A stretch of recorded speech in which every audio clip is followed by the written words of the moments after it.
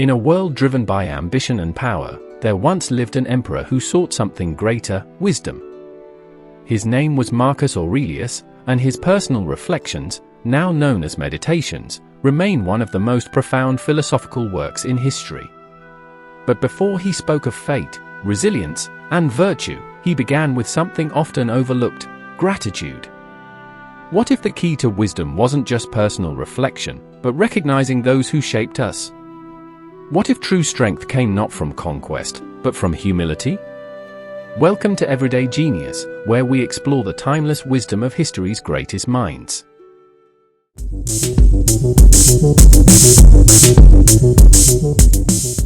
Today, we journey into Book 1 of Meditations, a rare and personal glimpse into the heart and mind of a Stoic ruler.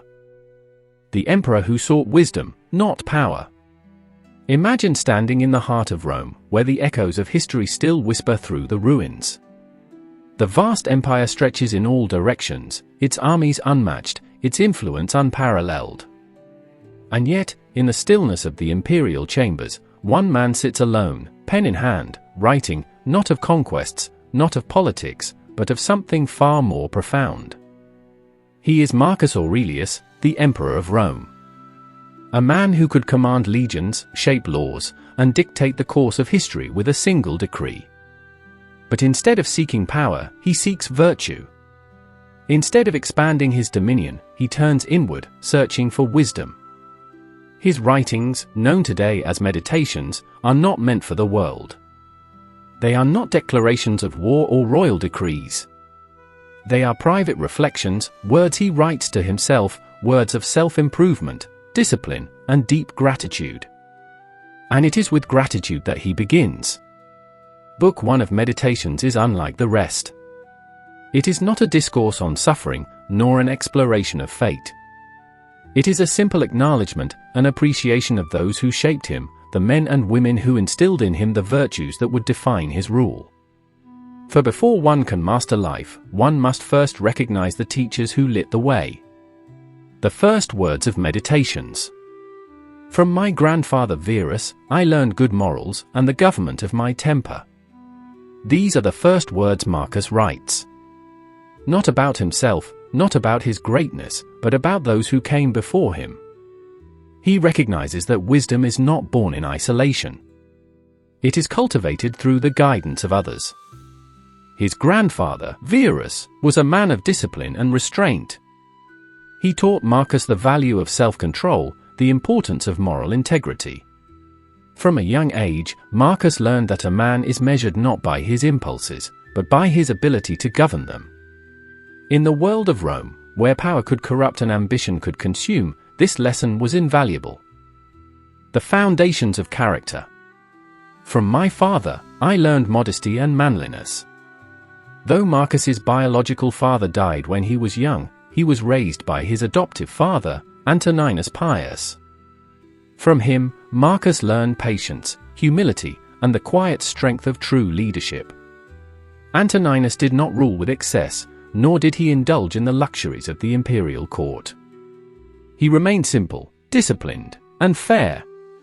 This, Marcus understood, was true power, not domination, not arrogance, but modesty and self-restraint. And from his mother, he learned something equally important. From my mother, piety and beneficence, and abstinence, not only from evil deeds, but even from evil thoughts. His mother was a woman of kindness and devotion, who lived with simplicity rather than excess. She taught him not only to act justly, but to think purely. This is the foundation of Stoicism, not merely avoiding wrong actions, but mastering the mind itself. And from his great-grandfather, he learned the value of education. To have had good teachers at home, and to know that on such things a man should spend liberally. Wisdom was not something to be gathered for vanity, nor for wealth. It was the highest pursuit of all. Marcus knew that knowledge was more valuable than gold, and that an educated man, one who understood virtue, reason, and philosophy, was richer than any king. The making of a philosopher. But beyond family, there were teachers. Guides who shaped his thoughts, who sharpened his reason, who showed him how to live, not just how to rule. One of the most significant was Rusticus. From Rusticus, I received the impression that my character required improvement and discipline. Rusticus taught him self-awareness, the understanding that one is always a work in progress. That there is no destination in wisdom, only the path. He warned Marcus against vanity, against empty rhetoric, against the desire for praise. He taught him that philosophy is not about words, but actions. That a man should write simply, speak plainly, and never pretend to know more than he truly does. Then there was Apollonius. From Apollonius, I learned true liberty, and steadfastness of purpose, and to look to nothing else, not even for a moment, except to reason.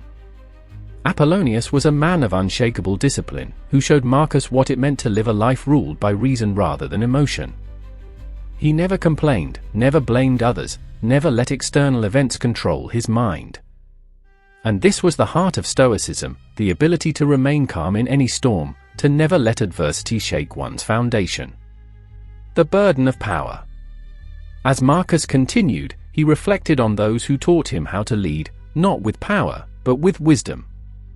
From Severus, he learned to love truth, justice, and family.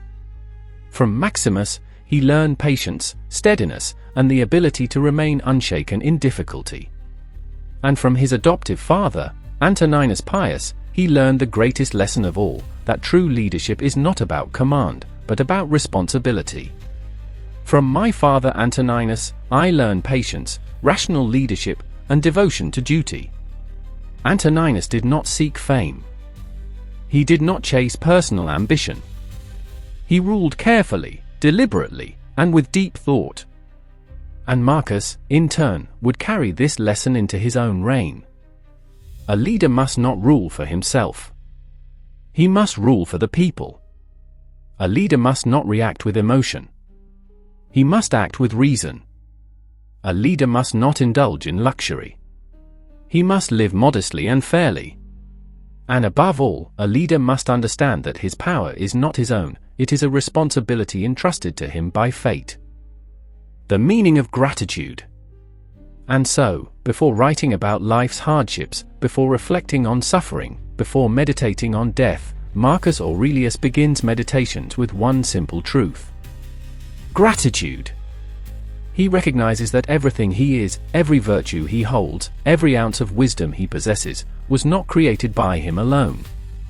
It was given to him by family, by teachers, by mentors, by fate itself. And in this, he teaches us something profound. We do not walk the path of wisdom alone. We are guided by those who came before us, by those who teach us, by those who inspire us. Before we seek more, we must first acknowledge what we have been given. Before we strive for greatness, we must first recognize those who shaped us. And before we attempt to master the world, we must first master ourselves. So now, ask yourself, who are the mentors in your life? Who has taught you patience, kindness, resilience? Who has shaped your thoughts, guided your path, shown you the way? Take a moment. Reflect. And, as Marcus Aurelius did, be grateful. For wisdom is not born in solitude. It is given, passed down, and shared. Let us honor those who taught us. And in doing so, let us live in a way that honors them. This was Book 1 of Meditations. A lesson in gratitude. A testament to wisdom. A path to virtue. From emperors to philosophers, from warriors to scholars, the pursuit of wisdom has always been a shared journey. Marcus Aurelius reminds us that no one walks this path alone. We are shaped by those who teach us, challenge us, and inspire us. So, who in your life has been your greatest teacher?